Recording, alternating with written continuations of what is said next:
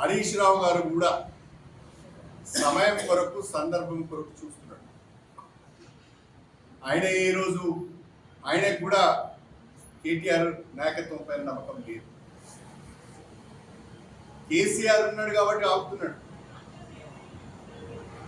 కేసీఆర్ ఉన్న రోజు మాత్రమే ఆయన కేటీఆర్ నాయకత్వంలో పనిచేస్తాడు.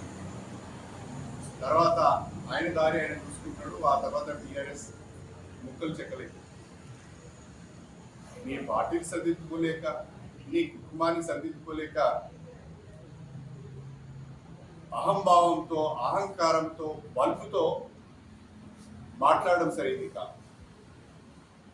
అహంకారంతో, బల్పుతో మాట్లాడినంత మాత్రాన నాయకుడు అవుతాడు అనుకోవడం కూడా సరైనది కాదు.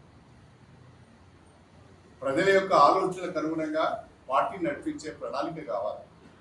ఇలా లేస్తే ప్రెస్ మీట్లు పెట్టి ప్రతిపక్షాలపైన విమర్శలు చేయడము, ఆరోపణలు చేయడమే పనిగా పెట్టుకుంటే ప్రజలు దాన్ని అంగీకరించరు, దాన్ని స్వీకరించరు. ఈ కాస్త జ్ఞానం లేకపోతే నువ్వు భవిష్యత్తులో నాయకుడివి కాదు. నువ్వు భవిష్యత్తులో ఏదో పెద్ద నాయకుడిని కావాలని అనుకుంటున్నావు. సరే, ప్రతి రాజకీయ నాయకుడికి ఒక లక్ష్యం ఉండడం మంచిదే.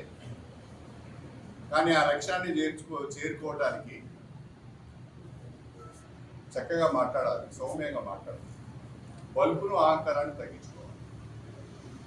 ఇప్పటికే నీ మీద పలు కేసులు ఉన్నాయి. ఒకవైపు ఫోన్ ట్యాపింగ్ కేసు ఉన్నది, ఇంకొక వైపు కార్ రేసుకు సంబంధించిన కేసు ఉంది. ఈ రోజు నువ్వు అరెస్ట్ అయి జైలుకు పోతావో తెలియదు. బయటికి మాత్రము ఉత్తర కుమార ప్రగల్భాలు కలుపుతున్నావు. అనేక తప్పులు చేసి ప్రభుత్వం ఉన్నప్పుడు విచ్చలవిడి అవినీతి చేసి వేల కోట్ల రూపాయలు సంపాదించి ఆ డబ్బుతో రాజకీయం చేయాలంటూ అందరికీ తెలుసు నీ కథ ఏదో, నీ చరిత్ర ఏదో. అంతా మూకుడుగాళ్ళు ఈకుడుగాళ్ళు తయారై నాయకులే ఆ రకంగా ఉండాలని కింద కూడా అదే పని చేస్తారు. వీళ్ళు వచ్చి విలువల గురించి, నీతి గురించి, నిజాయితీ గురించి మాట్లాడుతున్నారు. కడియం శ్రీహరి దమ్మున నాయకుడు కాబట్టి 2 సంవత్సరాలలో ఈ నియోజకవర్గానికి 1400 కోట్ల రూపాయల అభివృద్ధి నిధులు తీసుకొచ్చారు. ఒక ఆయన శ్వేతపత్రం ప్రకటించాలనుకున్నాడు. తప్పకుండా ప్రకటిస్తారు త్వరలో. నేను ఎమ్మెల్యేగా ఎన్నికైన తర్వాత ఈ నియోజకవర్గానికి ఎన్ని నిధులు వచ్చినాయి, ఏ శాఖ ద్వారా నిధులు వచ్చినాయి అనేది ఇప్పటికే నేను పత్రికాముఖంగా ప్రజలకు చెప్పాను.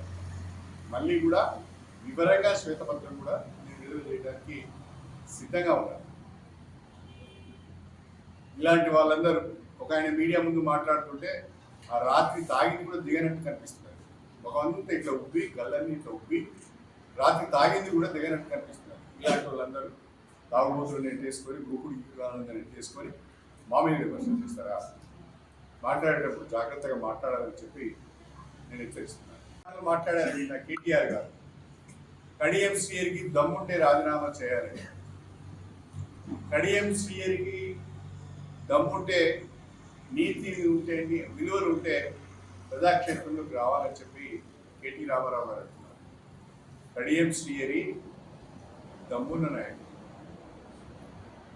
అయ్యా అండా చూసుకొని రాజకీయాలు చేస్తలేండి, అయ్యే పేరు చెప్పుకొని రాజకీయాలు చేస్తలేండి. అసలు కేసీఆర్ లేకపోతే నిన్ననేటువంటి నీ ఐడెంటిటీ ఏంటి? కడియం శ్రీహరి అలా రాలే, అయ్యే పేరు చెప్పుకొని రాలే, కుటుంబం పేరు చెప్పుకొని రాలే. వంశ రాజకీయాలు కానీ కుటుంబ రాజకీయాలు కానీ నాకు లేవు. స్వతహాగా ఎదిగి వచ్చిన నాయకుడు కడియం శ్రీహరి. నువ్వు నా గురించి మాట్లాడే ముందు 1-2 సార్లు ఆలోచించుకొని మాట్లాడాలి. నేను అడుగుతున్నా కేటీఆర్ గారిని, విలువల గురించి, నీతి గురించి నువ్వు మాట్లాడు. బీఆర్ఎస్ 10 సంవత్సరాల కాలంలో 36 మంది ఎమ్మెల్యేలు పార్టీ మారారు. పార్టీ మారిన వాళ్ళలో 2 మీరు మంత్రులుగా కూడా చేశారు, మీ ప్రభుత్వంలో పనిచేశారు. ఇతర పార్టీల నుంచి 36 మంది ఎమ్మెల్యేలను పార్టీలోకి తీసుకొని అందులో 2 మంత్రులను చేసిన నాడు ఈ విలువలు, ఈ నీతి నీకు గుర్తుకు రాలేదా? ఆ రోజు ఏం చేస్తున్నావు నువ్వు? ఆ రోజు ఏం విక్తున్నావు నువ్వు? మరి ఆ రోజు ఎందుకు స్పందించలేదు? మనం చేసేది తప్పు అని కేసీఆర్కి ఎందుకు చెప్పలేదు?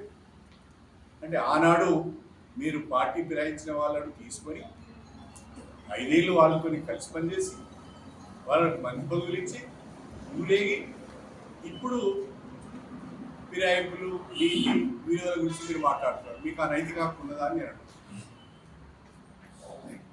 అసలు కేటీఆర్ యొక్క నాయకత్వం పైన పలు సందేహాలు వస్తున్నాయి. కేటీఆర్ నాయకత్వము సరిపోదు అను, కేటీఆర్ నాయకత్వంలో పని చేయలేమనే కదా నీ చెల్లె దూరం అయింది. నీ నాయకత్వం పైన నమ్మకం లేదనే కదా హరీష్ రావు గారు బాధపడుతున్నారు. ఇవాళ బీఆర్ఎస్ పార్టీలో ఉన్న అనేక మంది నాయకులు కేటీఆర్ నాయకత్వంలో బీఆర్ఎస్ గెలిచే పరిస్థితి లేదు. కేటీఆర్ది ఐరన్ లెగ్, ఈయనతో కలిసి ప్రయాణం చేయలేమని చెప్పి ఆలోచిస్తున్నారు. ఈ విషయం తెలిసిన కవిత ముందుగానే సర్దుకొని కేటీఆర్ నాయకత్వంలో పనిచేయలేము, కేటీఆర్తో కాదు అని చెప్పి ఆమె పక్కు తప్పు.